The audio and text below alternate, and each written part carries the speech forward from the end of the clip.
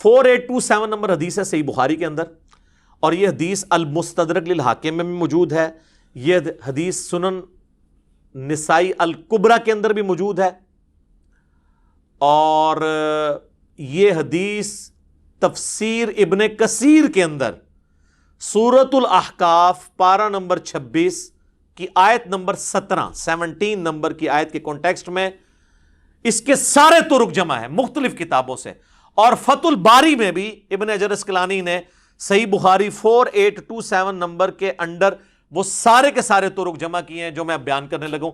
پہلے صرف میں بخاری کے الفاظ بتاتا ہوں، پھر باقی کتابوں کے بھی۔ بخاری کے الفاظ ہیں کہ مروان بن حکم جو کہ حضرت معاویہ کی طرف سے رضی اللہ تعالیٰ عنہ گورنر تھا حجاز کا، اس نے مسجد نبوی میں خطبہ دیتے ہوئے حضرت معاویہ کے بیٹے یزید کا ذکر خیر کرنا شروع کر دیا، اور اس میں حدیث کے الفاظ ہیں تاکہ حضرت معاویہ کے بعد اس کی بیعت پہ لوگوں کو آمادہ کیا جائے۔ وہی جو ہمارے حکمران بھی کرتے ہیں امت کے وسیع تر مفاد میں، میرے عزیز ہم وطنوں، وہ ساری باتیں وہی والی۔ اور انہوں نے کہا کہ بھئی اللہ تعالیٰ نے ہمارے امیر المومنین کو یہ بات سجھائی ہے، وہ چاہتے ہیں کہ اپنے بعد اپنے بیٹے کو خلیفہ نامزد کر دیں۔ تو بخاری کے الفاظ ہیں وہاں پہ عبد الرحمن بن ابی بکر، حضرت بکر صدیق کے بیٹے کھڑے ہوئے، اور یہ وہ بیٹا ہے جو حضرت عائشہ کا سگا بھائی ہے اس اعتبار سے کہ باپ اور ماں بھی کامن ہے۔ اور امام بخاری ذرا شریف النفس آدمی تھے، انہوں نے صرف اتنا لکھا کہ عبد الرحمن بن ابی بکر کھڑا ہوا اور انہوں نے کچھ کہہ دیا، وہ کیا کہا وہ ہم آپ کو بعد میں بتاتے ہیں۔ آگے بخاری کے الفاظ چلتے ہیں کہ مروان بن حکم نے کہا پکڑو اس کو، تو پتہ چل گیا کوئی چوبے والی بات کی۔ تو حضرت عبد الرحمن بن ابی بکر جو ہے وہ چونکہ مسجد نبوی میں بیٹھے ہوئے تھے، فوراً سے حجرہ عائشہ میں داخل ہو گئے اپنی بہن کے پاس۔ تو اب ظاہر ہے کہ سیدہ عائشہ کی تو کوئی تو اس طریقے سے نہیں کر سکتا تھا، تو اس کا غصہ نہیں ٹھنڈا ہوا۔ مروان بن حکم نے باہر سے ہی کہا کہ او ابو بکر کے بیٹے، وہ تیرے بارے میں قرآن میں آیت نازل ہوئی ہے سورہ الاحقاف کی آیت نمبر 17 کہ یہ کہتا ہے کہ میرے ماں باپ مجھے کہتے ہیں کہ مرنے کے بعد زندہ کیا جائے گا، اللہ کے حضور پیش ہونا ہے، تو یہ تو اگلے لوگوں کی سٹوریاں ہیں، ابو بکر کے بیٹے تو ہی ہے، یہ تو ہی وہ کافر ہے جس کے بارے میں یہ آیت نازل ہوئی، نعوذ باللہ۔ اسی لیے سورہ احقاف کی تفسیر میں ابن کثیر کو یہ حدیث لانی پڑی ہے، اور امام بخاری نے بھی سورہ احقاف کی تفسیر والا جو چیپٹر ہے نا اس کے اندر یہ حدیث لی ہے۔ یہ کہتے ہیں شان نزول بتائیں، اے لو لبو ہوں شان نزول، اے شان نزول کا تمہیں بڑا شوق ہے نا، آگے پیچھے سیاق و سباق بھی بتائیں، سلف کا فام بھی بتائیں، فام لے لو سارے۔ تو بخاری کے الفاظ ہیں حضرت عائشہ کو غصہ آیا، انہوں نے اندر سے کہا کہ آل ابی بکر کے بارے میں کوئی آیت قرآن کی نازل نہیں ہوئی ہے سوائے جو میری برات میں سورۃ النور نازل ہوئی جب ان کے اوپر جھوٹی تہمت لگائی گئی۔ بخاری کی حدیث ختم، لیکن یہ حدیث المستدرک للحاکم میں، سنن نسائی الکبریٰ کے اندر، طبرانی کے اندر، اور فتح الباری میں شرح میں یہ ساری ابن حجر نے جمع کی، اور سب سے بڑھ کر آپ ہر بندے کے پاس تفسیر ابن کثیر سافٹ کاپی آپ ڈاؤن لوڈ کر لیں، موجود ہے سورہ احقاف پارہ نمبر 26 آیت نمبر 17 کی تفسیر میں انہوں نے سارے طرق ایک جگہ جمع کر دیے، کوئی آپ کو ڈھونڈنے نہیں پڑنے۔ تو اب آپ فیلنگ دا بلینک سنیں۔ وہ جو ہے نا کہ مروان نے جو خطبہ دیا تو اس خطبے میں یہ بھی الفاظ تھے کہ ہمارا امیر المومنین اپنے بیٹے کو بنانا چاہتا ہے، تو ابو بکر نے بھی تو عمر کو بنایا ہی تھا نا، تو حضرت عمر کو ابو بکر کے بیٹے تھے، تو پھر ظاہر ہے کہ ابو بکر کے بیٹے کو تو غصہ آنا تھا نا کہ نام تو میرے باپ کا لے رہا ہے اور مثال کتنی غلط فٹ کر رہا ہے۔ تو وہ کھڑے ہو گئے، امام بخاری نے کہا کچھ کہا، باقی کتابوں میں پھر ان حدیث کی کتابوں میں آتا ہے، حاکم میں، سنن نسائی الکبریٰ میں، کہ انہوں نے کھڑے ہو کر کہا کہ سیدھا سیدھا کہا کہ تیرا امیر المومنین کیسر و کسرا، رومنز اور پرشین امپائر کے جو بادشاہ اور شہنشاہ تھے نا، وہ ملوکیت ان کے طریقے پہ چلنا چاہتا ہے، ابو بکر عمر کے طریقے پہ نہیں، ورنہ تو ابو بکر کا طریقہ یہی والا تھا تو پھر عبد الرحمن بن ابی بکر بیٹھا ہوتا نا خلافت کے اوپر، اور حضرت عمر کا طریقہ ہوتا تو عبداللہ بن عمر بیٹھا ہوتا رضی اللہ عنہم اجمعین وعلیہم السلام اجمعین۔ تو اس پہ انہوں نے کہا پکڑو اس کو، اور پھر آگے آتا ہے کہ حضرت عائشہ نے حجرے سے کہا اسکت، خاموش ہو جا، اور وہ جو بخاری کے الفاظ ہیں کہ جی آل ابی بکر کے بارے میں سورہ نور کی آیات نازل ہوئی ہیں۔ آگے ان کتابوں میں ملتا ہے کہ حضرت پھر عائشہ کا غصہ نہیں ٹھنڈا، انہوں نے کہا ہاں تیرے بارے میں نبی علیہ السلام نے فرمایا تھا جب تو اپنے باپ کی پشت میں تھا کہ حکم پر لعنت، اس کی اولاد پر لعنت، تو اسی حکم کا بیٹا ہے نا مروان بن حکم، تو اسی لعنت کا ٹکڑا ہے اپنے باپ کی، تم باپ بیٹا پہ تو رسول اللہ نے لعنت کی ہوئی ہے. اور ان کو مدینہ بدر کر دیا تھا نبی علیہ السلام نے. حضرت عثمان کے رشتہ دار تھے، پورا زور لگایا، حضرت ابوبکر نہیں مانے، حضرت عمر نہیں مانے. پھر جب حضرت عثمان خلیفہ بنے تو انہوں نے حسن سلوک کی وجہ سے ان کو لے آئے، اور پھر یہی باپ بیٹا گاٹے فٹ ہو گئے. حضرت عثمان کی شہادت کا سبب یہی مروان بنا ہے. پھر حتیٰ کہ انہوں نے اپنی بیٹی کا رشتہ بھی کر دیا، اور اس پہ ترا وہ فدق بھی اس کے حوالے کر دیا. دیکھیں نا جی، وہ پھر ایشوز تو پھر آگے ملٹی پلائی ہوتے گئے نا. بہرحال آج کی ڈیٹ میں سمجھتا ہوں سیدنا عثمان کی مظلومانہ شہادت ان کی اجتہادی خطاؤں کا کفارہ ہے. انشاءاللہ اللہ کے حضور وہ پاک صاف ہو کے اٹھے ہیں، کیونکہ ان کی نیکیاں ان کی اجتہادی غلطیوں پر بھاری ہیں. یہ اجتہادی غلطیاں، میں لفظ استعمال کر رہا ہوں، کسی کو شاید یہ برا لگ رہا ہو کہ جی اجتہادی غلطی کیوں کہہ رہا ہے، اس لیے کہ اوورآل ان کا جو سٹانس ہے نا وہ ریلیجن کو سپورٹ کرنے والا ہے. اگر وہ نہ ہوتا تو میں اس کو پھر فاش غلطی کا لفظ بول دیتا، لیکن میں نہیں بولتا. تو اس حدیث کے اندر یہ لعنت کے الفاظ، بلکہ مسند ابی یعلا کے اندر اس کو سپورٹیو ایک حدیث ہے کہ حسن و حسین بیٹھے ہوئے تھے علیہم السلام، اور مروان مدینہ کا حاکم خطبہ دے رہا تھا، اور اس نے اس میں کہا کہ اہل بیت تو ہے ہی لعنتی لوگ، نعوذ باللہ. تو حضرت حسین سے پھر صبر ہوتا تھا، تو انہوں نے کہا ہم تو لعنتی نہیں ہیں، ہمارے شان میں تو قرآن میں آیات ہیں، البتہ تو اور تیرے باپ کے اوپر نبی علیہ السلام نے لعنت فرمائی تھی. تو یہ جو روایتیں ہیں نا، اس کو سپورٹیو کئی ایک روایتیں ہیں کہ یہ لعنتی لوگ تھے. لعنت عربی میں کہتے ہیں اللہ کی رحمت سے دور لوگ، یا اس کو آپ ہماری زبان میں کہتے ہیں منحوس لوگ، نحست پہ ہی جنا ہوتے. ٹھیک ہے، یہ آپ کو پتا چل گیا کہ یہ کہتے ہیں نا جی وہ یعنی بڑا مشورہ ہوا، یہ وہ جی اتنے صحابہ نے بیعت کر لی تھی، یہ کس طریقے سے یہ تحفہ مسلط ہوا ہے امت کے اوپر. کئی ایک ٹاپکس ہیں، میں اس کو پھر اب کنکلوژن کی طرف لے کے آتا ہوں. ایک کتاب ہے امام ابن ابی عاصم کی، پہلے 300 سال میں حدیث کی کتاب ہے کتاب الاوائل، جس میں انہوں نے وہ ساری حدیثیں جمع کی ہیں اور روایتیں، جس سے یہ پتہ چلتا ہے کہ دنیا میں پہلے کام کون کون سے ہوئے. مثلا وہ ترمذی کی روایت لے کے آئے ہیں، اس کے اندر اپنی سند سے، امام ترمذی کے تو وہ محتاج نہیں اس کے لیے کیونکہ ان کے زمانے کے ہیں، کہ سب سے پہلے اللہ نے قلم کو پیدا کیا. کتاب الاوائل وہ کتاب جس میں اول جو کام ہوئے ہیں وہ سارے جمع ہوئے. اسی میں وہ حدیث لے کے آیا کہ سب سے پہلے بیٹھ کے خطبہ دیا حضرت معاویہ رضی اللہ تعالیٰ عنہ نے. اچھا، اسی میں لے کے آئے کہ نبی علیہ السلام نے فرمایا میری امت کا پہلا شخص جو میری سنت کو بدل دے گا وہ بنو امیہ سے ہوگا. اب شیخ زبیر صاحب نے اپنی زندگی میں پورا زور لگایا کہ وہ اس حدیث کو فٹ کریں یزید بن معاویہ پہ، لیکن میں ان کے ساتھ ایگری نہیں کرتا تھا اس حوالے سے.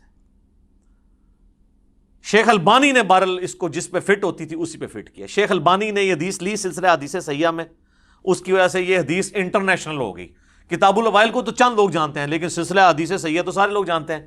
اس میں یہ حدیث شیخ البانی لے کے آئے تو اس کے اندر پھر انہوں نے کمنٹس کیے کہ اس شخص سے مراد وہ شخص ہو سکتا ہے جس نے خلافت کے انتخاب کے طریقے کو بدل دیا اور اسے ملوکیت بنا دیا.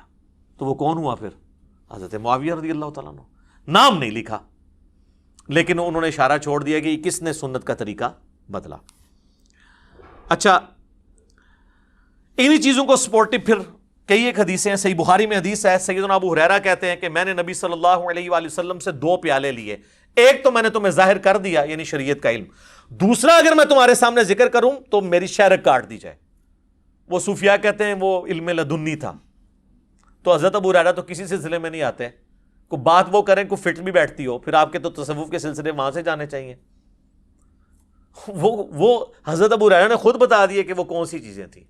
ان کا تعلق دین کے افعال کے ساتھ نہیں تھا بلکہ شخصیات کے ساتھ تھا. جس طرح حذیفہ ابن یمان کو نبی صلی اللہ علیہ وآلہ وسلم نے صحیح بخاری میں آتا ہے کہ منافقین کے نام بتائے تھے.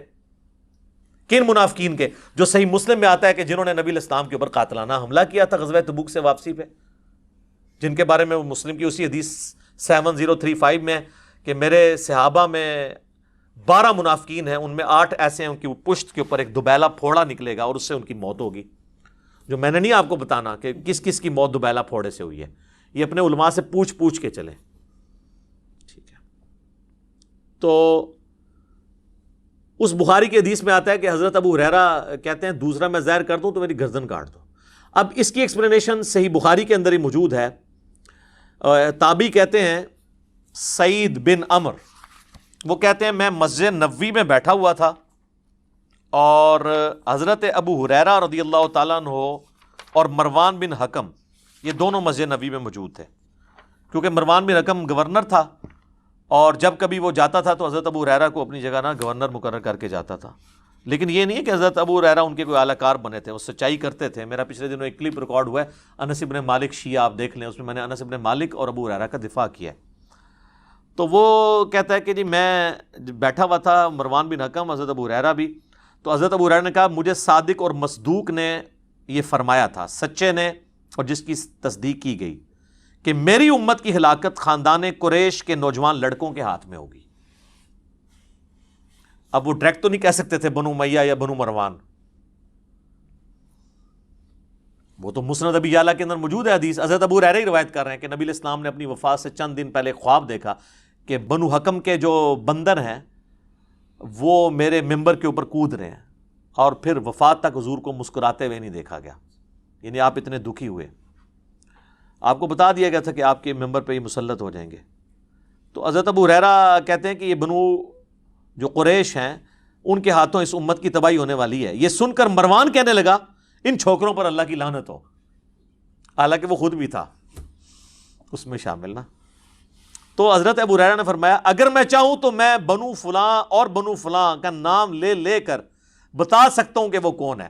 ظاہر ہے وہی تھا نا حکمران، تو اب وہ نام لیتے تو پھر حضرت ابو ہریرہ بھی شہادت کے درجے پہ پہنچتے نا. تو وہ انہوں نے آخری درجہ اڈاپٹ کیا، اور یہ جائز ہے. یہ بعض لوگ جو تان کرتے ہیں نا حضرت ابو ہریرہ کے اوپر، بھائی آپ حضرت ابو ہریرہ کو حسین بن علی تو نہ سمجھیں. مسلم شریف میں حدیث ہے کہ برائی کو ہو سکے تو ہاتھ سے روکو، ہاتھ سے نہیں روک سکتے تو زبان سے، نہیں تو کم از کم دل میں برا جانو. تو یہ حضرت ابو ہریرہ درمیان کے درجے میں تھے، زبان سے بھی کچھ بیان کیا اور دل میں تو ظاہر ان کو برا سمجھتے تھے.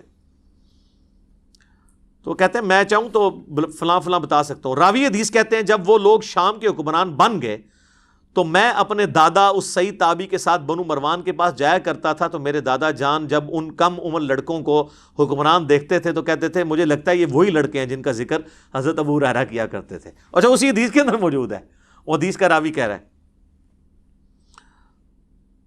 اور آپ بہتر جانتے تھے، یعنی وہ ان کا پوتا کہتا ہے سعید تابعی بہتر جانتے تھے کہ یہی وہ لوگ ہیں جن کے بارے میں. اسی کو سپورٹیو حدیث صحیح مسلم میں حضرت ابو ہریرہ کہتے ہیں کہ نبی علیہ السلام نے فرمایا تھا کہ قریش کا یہ قبیلہ میری امت کی اینٹ سے اینٹ بجا دے گا. قریش کا قبیلہ کون سا؟ بنو امیہ.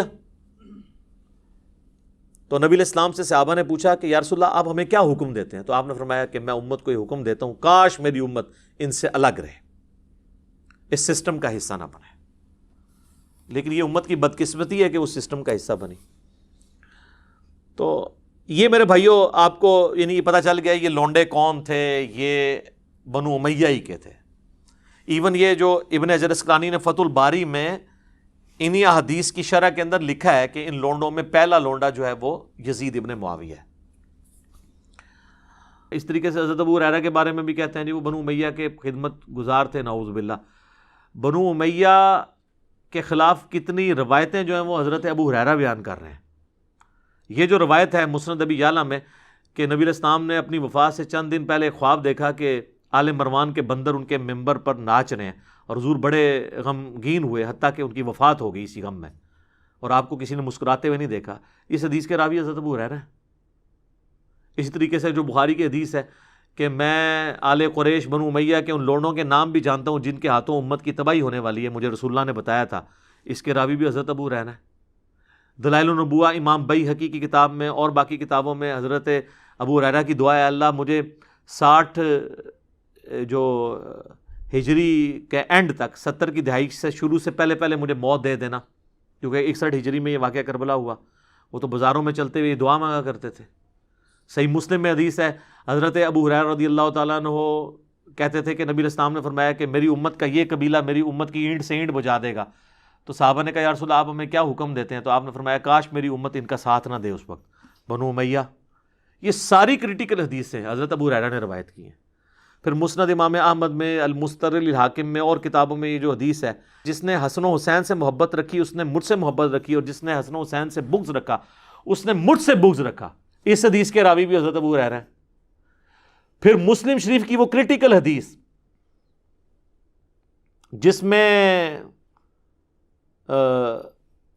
خیبر کے موقع پر نبی علیہ السلام نے فرمایا کل میں اس شخص کے ہاتھ میں جھنڈا دوں گا جو اللہ اور اس کے رسول سے محبت کرتا ہے، اللہ اور اس کا رسول اس سے محبت کرتے ہیں۔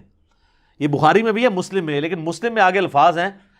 حضرت ابو ہریرہ روایت کرتے ہیں کہ حضرت عمر کہتے ہیں کہ مجھے زندگی میں کبھی خواہش نہیں ہوئی تھی کسی منصب کی سوائے اس موقع کے کہ یہ بہت بڑی فضیلت ہے کہ اللہ اور اس کا رسول اس سے محبت کرتے ہیں، لیکن وہ جھنڈا حضرت علی کو ملا، مجھے نہیں ملا۔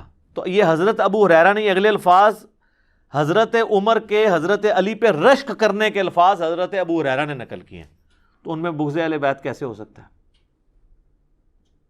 جب تکبیرات کی سنت چھوڑ دی تو بخاری مسلم میں آتا ہے بنو امیہ کو حضرت ابو ہریرہ نماز پڑھ کے بتایا کرتے تھے، اور ہر اٹھک بیٹھک پہ اللہ اکبر کہتے تھے سوائے رکوع سے اٹھتے وقت سمیع اللہ لمن حمیدہ، اور 4 رکعتوں میں 22 دفعہ اللہ اکبر کہہ کے اسلام پھیرنے کے بعد انہوں نے کہا کہ اللہ کی قسم میں تم سب سے زیادہ رسول اللہ کی نماز سے واقف ہوں۔ حضور اپنی وفات تک اسی طریقے سے نماز پڑھتے تھے، کیونکہ بنو امیہ کے لوگ پہلی تکبیر صرف اونچی کہتے تھے، باقی وہ ایکشن سے ٹرانسفر کرتے تھے امام کے۔ یہ تو پھر یعنی مولا علی نے بنو امیہ کی یہ جو بدعت تھی اس کو ختم کروایا۔ بخاری مسلم دونوں میں آتا ہے کہ عمران بن حسین صحابی، جن کے بارے میں مسلم میں آتا ہے کہ فرشتے ان کے ساتھ مصافحہ کرتے تھے، پھر وہ کہتے ہیں میں نے داغ لگوایا تو مصافحہ کرنا انہوں نے ختم کر دیا، پھر ان کو فرشتے سلام کیا کرتے تھے، مصافحے کے نہیں سلام کے الفاظ ہیں، تو پھر انہوں نے توبہ کی کہ میں اب داغ نہیں لگواؤں گا، تو پھر دوبارہ سے فرشتوں کا سلام ان کو آتا تھا۔ وہ صحابی کے ساتھ ایک تابعی نماز پڑھتا ہے، جب جنگ جمل کے بعد کوفہ جو ہے اور بصرہ کو خالی کروایا مولا علی نے، تو انہوں نے مولا علی کے پیچھے نماز پڑھی، تو وہ صحابی اسلام پھیرتے ہی نا اس تابعی کے نا زانوں پہ یوں ہاتھ مار کے کہتے ہیں کہ آج مجھے علی نے وہ نماز پڑھائی ہے جو رسول اللہ کے پیچھے ہم پڑھا کرتے تھے۔ رسول اللہ صلی اللہ علیہ وآلہ وسلم ہر اٹھک بیٹھک پہ اللہ اکبر کہتے تھے، اور رکوع سے اٹھتے وقت سمیع اللہ لمن حمیدہ۔ یعنی یہ حضرت عثمان کے دور میں ہی ان کے گورنروں نے نماز کی حالت بگاڑ دی تھی، کیونکہ جنگ جمل کے بعد اگر حضرت علی کسی نماز کو صحیح کر رہے ہیں تو اس کا مطلب ہے اس سے پہلے خراب ہو چکی ہوئی تھی۔ تو پھر اس کے بعد حضرت معاویہ کا دور آتا ہے، اس میں دوبارہ سے یہ جب نماز خراب ہوتی ہے تو حضرت ابو ہریرہ پھر کہتے ہیں میں تم سب سے زیادہ رسول اللہ کی نماز سے واقف ہوں۔ تو یہ ان کی قربانی ہے۔ پھر مسلم شریف میں حدیث ہے کہ مروان بن حکم جو مدینے کا گورنر ہوتا ہے، وہ کسی کام سے جاتا ہے تو پیچھے حضرت ابو ہریرہ کو گورنر بنا کے جاتا ہے، تو آتے ہی جناب وہ درباری شکایت لگاتے ہیں کہ ابو ہریرہ نے تو ہمیں نماز میں وہ صورتیں پڑھائی ہیں جمعے کی نماز میں جو علی بن ابی طالب کوفہ میں پڑھا کرتے تھے۔ یہ شکایتیں ہو رہی ہیں سر۔ تو مروان نے بلا کے ابو ہریرہ سے کہا کہ یہ تم نے یہ صحیح بات سنی؟ انہوں نے کہا میں یہ علی کی سنت نہیں، یہ رسول اللہ کی سنت ہے، علی جو کچھ کرتے تھے وہ رسول اللہ کی سنت پہ عمل کرتے تھے، تو تم یہ میری شکایت بنائی جا رہی ہے۔ یہ مسلم شریف سر، مولانا شریف نہیں، مسلم شریف۔